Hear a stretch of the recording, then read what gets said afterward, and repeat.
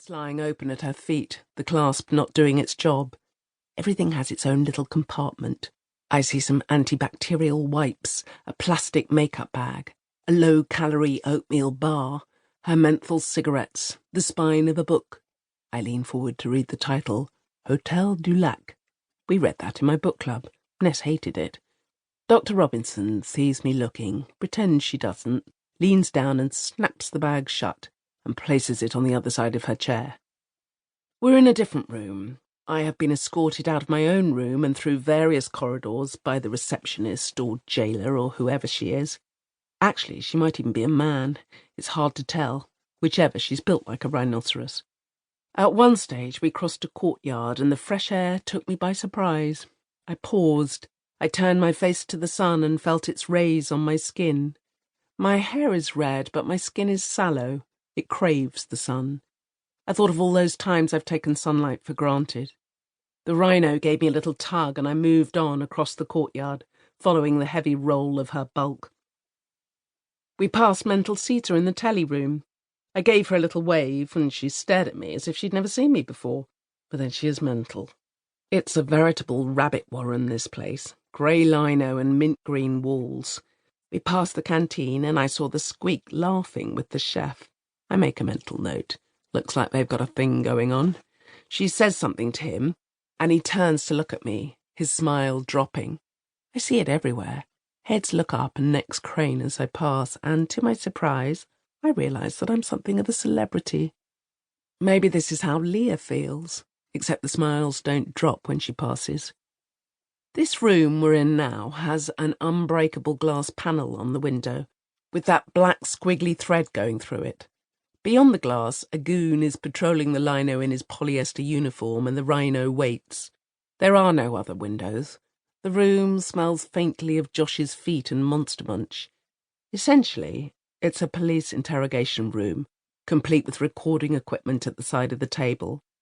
I'm on one side, D.S. Allen and Dr. Robinson are on the other, and between us there is a screen. D.S. Allen seems at home here. He's loosened his collar and taps the lid of a small cardboard box in front of him. I am not at home here. They have handcuffed me to my chair. I watch him as he leans forward to turn the recording equipment on. There is nothing remarkable about D.S. Allen. He's pushing 60, I'd say, grey hair, red face, slightly bloated, drinks too much. If there were a policeman production line, he would roll out. No, I take that back. There is something remarkable about him. He has a strangely breathy voice that sounds like the hand dryer in the visitors' loo. Everything he says seems a bit painful for him. I know the feeling. We could have a rasp-off. Beginning of session with Mrs. Constance Mortensen. Present in the room with her are Dr. Robinson, her forensic psychiatrist, and myself, Detective Sergeant Allen. The time is 14:55, and I'm about to show Mrs. Mortensen footage from the CCTV camera on Lower Bridge Road from the night of Thursday, November the 16th. With that, he turns on the screen. After a dull stretch of black and white footage of an empty road in the dead of night, a car whizzes by.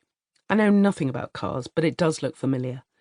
D.S. Allen pauses the tape, rewinds, and zooms in. Is that your car, Mrs. Mortensen? It could be. I can see that now. I squint at the screen. Then he zooms in on the number plate. Yes, I say.